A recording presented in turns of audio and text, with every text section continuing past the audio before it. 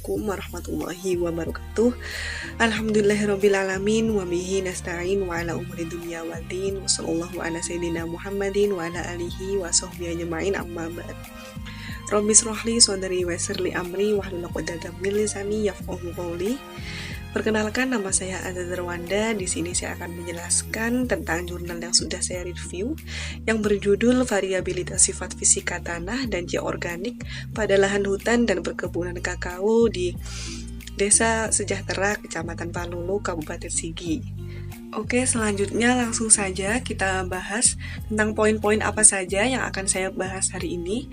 Yaitu yang pertama adalah latar belakang, yang kedua yaitu tinjauan pustaka, yang ketiga metodologi, dan yang terakhir adalah pembahasan. Oke, yang pertama kita bahas terlebih dahulu mengenai latar belakang, yaitu mengenai tujuan, lokasi sampling, serta analisis.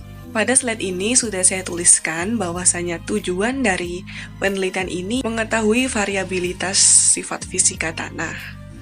Kemudian untuk lokasi samplingnya yaitu di Desa Sejahtera, Kecamatan Palulu, Kabupaten Sigi. Perlunya dilakukan penelitian ini yaitu karena sebelum adanya perkebunan kakao dilakukan terlebih dahulu konversi hutan, di mana konversi hutan ini dilakukan dengan cara penebangan pohon ataupun pembakaran hutan, di mana penebangan pohon dan pembakaran hutan pastinya sangat berpengaruh pada kualitas tanah. Dan juga diasumsikan bahwasanya kualitas tanah pada hutan atau pada lahan hutan dan lahan perkebunan kakao itu berbeda, karena pada lahan hutan pastinya jarang atau bahkan tidak pernah disentuh oleh manusia. Sedangkan pada lahan perkebunan kakao itu pasti sering disentuh manusia, yaitu dengan pengairan ataupun dengan pemupukan. Maka dari itu pastinya memiliki kualitas yang berbeda dari segi fisik maupun kandungan. Kemudian pada penelitian ini sampling dilakukan di lahan hutan yang belum dikonversi dan pada lahan yang sudah dikonversi menjadi perkebunan kakao. Oke, selanjutnya akan dibahas mengenai parameter-parameter apa saja yang digunakan pada penelitian ini. Parameter yang digunakan pada penelitian ini, yang pertama yaitu tekstur, yang kedua yaitu berat volume tanah, dan ketiga yaitu porositas. Kemudian yaitu kandungan C-organik, setelah itu yaitu kadar air jenuh, dan yang terakhir adalah permeabilitas. Tekstur dijadikan parameter pada penelitian ini karena diketahui bahwa komposisi fraksi partikel itu sangat berpengaruh pada sifat fisika, sifat kimia, dan sifat biologi dari tanah. Nah, kemudian yang selanjutnya yaitu berat volume tanah, di mana berat volume tanah ini berpengaruh pada daya hantar air. Daya hantar air ini berpengaruh pada ketersediaan air untuk tanaman yang ditanam di dalam tanah tersebut. Kemudian porositas digunakan sebagai parameter di sini karena porositas itu dapat menentukan tanaman apa sih yang cocok untuk ditanam di tanah ini dan tanaman apa yang cocok ditanam untuk di tanah yang lain, seperti itu. Selanjutnya yaitu kandungan C-organik. Kandungan C-organik ini berpengaruh pada kesehatan tanah. Kandungan C-organik dapat diperoleh dari tanaman-tanaman yang mati kemudian terkubur di dalam tanah tersebut ataupun dari pupuk yang digunakan. Selanjutnya yaitu kandungan air jenuh, di mana tanah itu bergantung pada kandungan airnya. Yang mana apabila kandungan airnya semakin bertambah, maka tanah akan semakin lembab. Dan itu berpengaruh pada tekstur tanah juga. Nah, kemudian permeabilitas yaitu berpengaruh pada pergerakan air di dalam tanah. Dan ini juga berpengaruh pada ketersediaan air untuk tanamannya nanti. Oke, selanjutnya saya jelaskan mengenai slide kajian pustaka, di mana pada kajian pustaka ini yang pertama yaitu gambaran lokasi. Sudah diketahui bahwasanya lokasi sampling yaitu di lahan hutan dan lahan kakao, di mana lahan kakao atau perkebunan kakao ini dari lahan hutan yang sudah dikonversi. Kemudian pada lokasi sampling ini pastinya juga ada pencemaran, yaitu pencemaran yang bersumber dari pertanian atau perkebunan kakao tersebut. Oke, selanjutnya saya jelaskan mengenai pengertian-pengertian, yaitu pengertian mengenai parameter analisis yang digunakan pada penelitian ini. Oke, yang pertama yaitu tekstur. Tekstur ini mengenai perbandingan antara fraksi pasir, debu, dan liat. Dari tekstur ini maka dapat diketahui jenis apa tanah tersebut, apakah tanah pasir, apakah tanah liat, atau yang lainnya. Kemudian berat volume tanah yang yaitu merupakan sifat fisika tanah yang dapat menentukan kegemburan dari tanah tersebut. Kemudian yaitu porositas. Porositas merupakan suatu ruang yang ada di dalam tanah yang dapat menghubungkan tanah dengan lingkungan luarnya. Selanjutnya, C organik merupakan kandungan C organik yang ada di dalam tanah, yaitu senyawa-senyawa yang mengandung atom C. Nah, kemudian selanjutnya yaitu kadar air jenuh merupakan perbandingan antara berat air yang ada di dalam tanah atau terkandung di dalam tanah dengan total berat dari tanah atau sampel tanah. Kemudian permeabilitas merupakan kecepatan pergerakan air di dalam tanah yang dapat berpengaruh pada ketersediaan air untuk tanaman. Selanjutnya saya jelaskan mengenai metode analisis yang digunakan pada penelitian ini.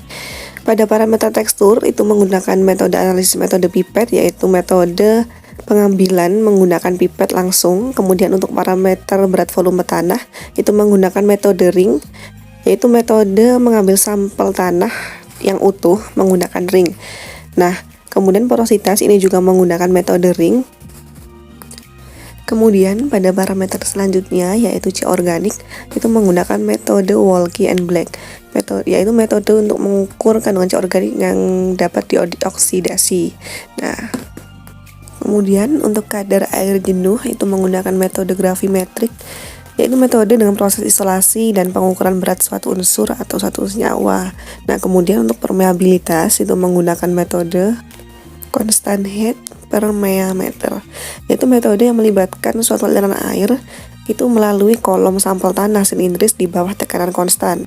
Selanjutnya pada penelitian ini pastinya pada analisisnya itu menggunakan reaksi-reaksi, yaitu contohnya pada analisis tekstur itu menggunakan reaksi H2O2, kemudian pada analisis C organik menggunakan K2CR2O7. Reaksi-reaksi pada analisis ini memiliki fungsi masing-masing. Seperti H2O2 pada analisis tekstur itu memiliki fungsi untuk menghancurkan bahan organik. Kemudian untuk K2CR2O7 pada analisis C organik itu berfungsi sebagai agen pengoksidasi. Agen pengoksidasi atau oksidator yaitu suatu molekul yang menerima elektron.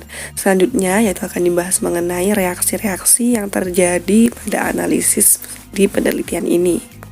Di sini saya tuliskan dua reaksi, yaitu yang pertama reaksi karbon tanah dengan H2O2, kemudian reaksi karbon tanah dengan 2K2CR2O7. Jadi, ketika sampel tanah itu dicampur dengan H2O2 atau hidrogen peroksida, maka senyawa-senyawa karbon yang terkandung di dalam tanah itu akan bereaksi atau berikatan dengan H2O2, yaitu dengan atom oksigennya, kemudian akan membentuk karbon dioksida.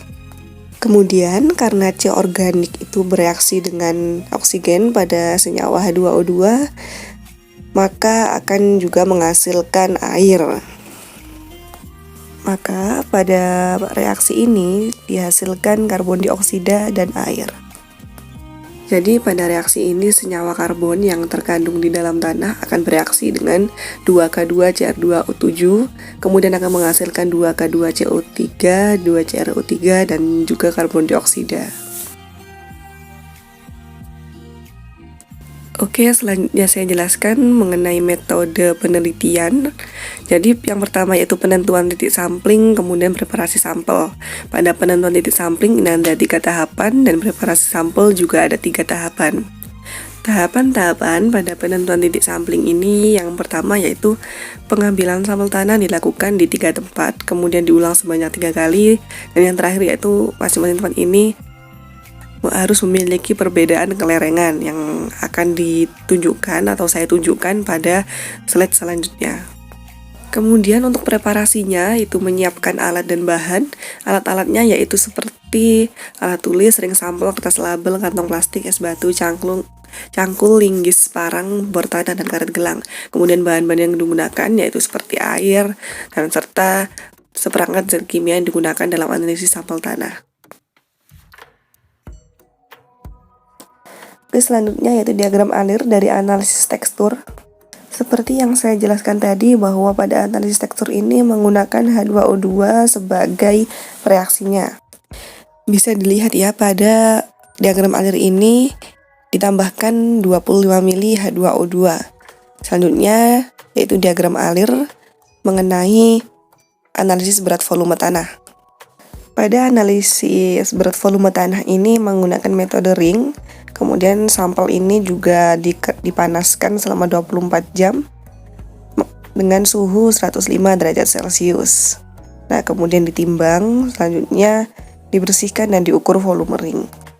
Selanjutnya pada diagram alir analisis organik itu mula-mula ditimbang sampel yang sudah lolos IACN 0,5 mm, kemudian juga ditambahkan preaksi yaitu K2 CR2O7, kemudian digoyang secara perlahan, selanjutnya itu didiamkan saja selama setengah jam, ditambahkan 100 ml Aquades, kemudian juga ditambahkan NaF, H3PO4 serta indikator difenilamin, lalu dititrasi dengan ferroamonium sulfat.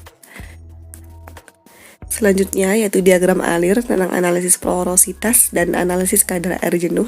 Ini masing-masing hanya satu tahapan.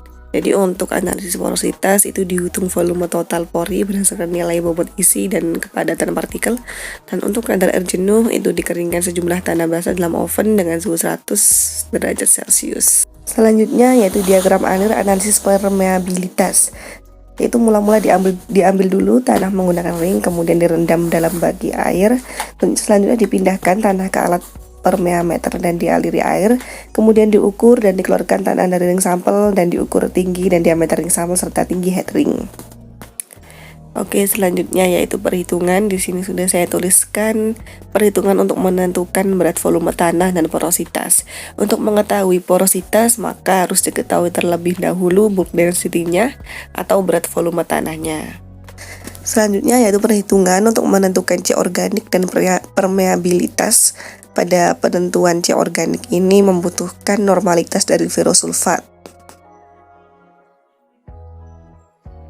Selanjutnya yaitu mengenai pembahasan yang pertama yaitu mengenai hasil analisis tekstur. Di sini sudah tertera hasilnya, persentase pasir kasar, pasir halus, debu dan liat dari lahan hutan dan lahan kakao yang memiliki kelerengan yang berbeda. Jadi pada analisis tekstur ini memiliki perbedaan antara lahan kakao dan lahan hutan, di mana lahan kakao ini memiliki tekstur lempung berliat dan berdebu, dan lahan hutan memiliki tekstur lempung yang berpasir. Apa sih hal yang menyebabkan perbedaan pada tekstur ini? Penyebabnya yaitu pada lahan kakao itu memiliki tekstur lempung yang berliat dan berdebu, itu karena lahan kakao digunakan sebagai pertanian yang pastinya sering diairi dan diberi bahan organik. Kemudian pada lahan hutan itu memiliki tekstur lempung yang berpasir karena lahan hutan ini jarang tersentuh manusia, bahkan tidak pernah, serta banyak mikroorganisme alami yang berada di dalam tanah. Hal ini membuat unsur hara menjadi lebih banyak. Kemudian yaitu hasil analisis berat volume tanah, di sini sudah dijelaskan dan tertera presentasenya. Kemudian hal-hal yang menyebabkan hasil dari analisis berat volume tanah ini yaitu pada tanah lahan kakao ini telah terjadi proses pemadatan yang lebih lanjut dibandingkan dengan lahan hutan. Proses pemadatan ini dapat dihubungkan dengan aktivitas manusia, yaitu contohnya seperti pertanian, di mana pada pertanian atau perkebunan ini sering dilakukan pengairan dan juga pemupukan.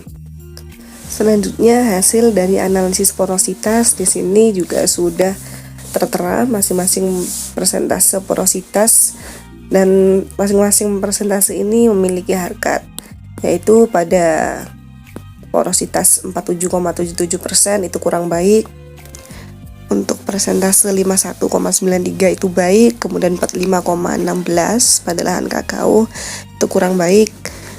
Kemudian pada lahan hutan ini persentase 51,70 itu dengan harkat baik dan seterusnya. Nah, hal-hal yang menyebabkan Perbedaan persentase tersebut yaitu karena porositas pada lahan kakao itu memang lebih kecil dibandingkan lahan hutan karena padatnya tanah pada lahan kakao. Selanjutnya yaitu hasil analisis dari C organik. Di sini masing-masing juga sudah tertera presentasenya dari lahan kakao dan lahan hutan yang dengan perbedaan kelerengan. Pada hasil analisis C organik ini, jadi pada lahan kakao dan lahan hutan menunjukkan hasil yang berbeda. Nah, C organik yang tertinggi yaitu pada lahan hutan dengan lereng lebih dari sama dengan 30%. Nah, mengapa hal ini bisa terjadi? Karena lahan hutan itu pastinya memiliki C organik yang tinggi karena terdapat sisa tanaman mati yang gugur dan kemudian terkubur di dalam tanah dan terdekomposisi. Selanjutnya yaitu hasil analisis kadar air jenuh. Di sini sudah tertera masing-masing persentasenya. Kadar air jenuh tertinggi ini yaitu pada lahan kakao dengan lereng 18-20%. Hal yang menyebabkan ini adalah pada kondisi jenuh, tanah yang paling mampu mengalirkan air adalah tanah dengan pori-pori yang besar, yang membentuk sebagian volume pori, sedangkan pada tanah yang paling sedikit mengalirkan air adalah tanah dengan pori-pori yang kecil. Kemudian yaitu analisis permeabilitas. Di sini masing-masing dari hasilnya memiliki harkat yaitu agak lambat, dan sedang. Nah, karena hal ini berkaitan dengan pergerakan air di dalam tanah. Pada hasil analisis permeabilitas ini, tanah lahan kakao dan lahan hutan itu menunjukkan permeabilitas yang berbeda.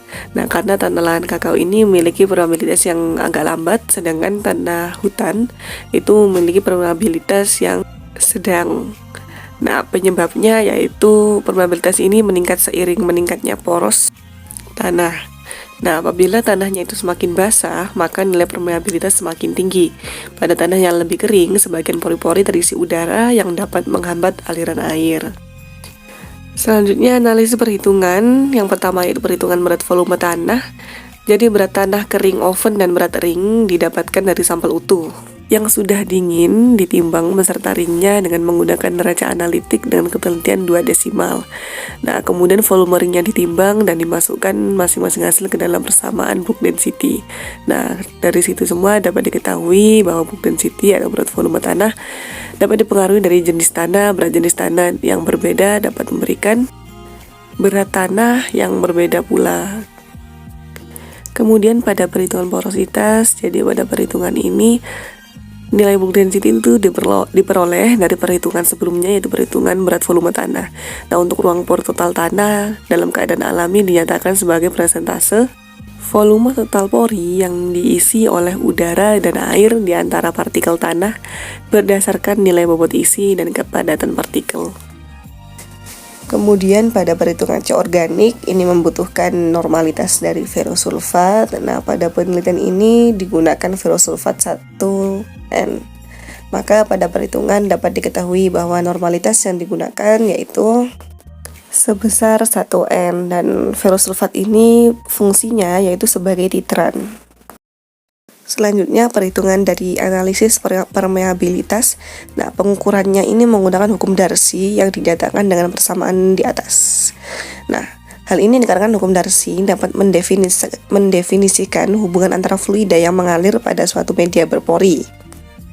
Pada pengukuran atau perhitungan permeabilitas ini, fluida yang mengalir adalah air dan media berporinya adalah tanah karena kita sudah mengetahui bahwasanya tanah memiliki pori. Oke, jadi analisis perhitungan dari perhitungan permeabilitas ini merupakan pembahasan yang terakhir pada penjelasan kali ini. Dan ini merupakan daftar pustaka yang saya pakai. Alhamdulillahirabbil alamin. Terima kasih atas perhatiannya. Wassalamualaikum warahmatullahi wabarakatuh.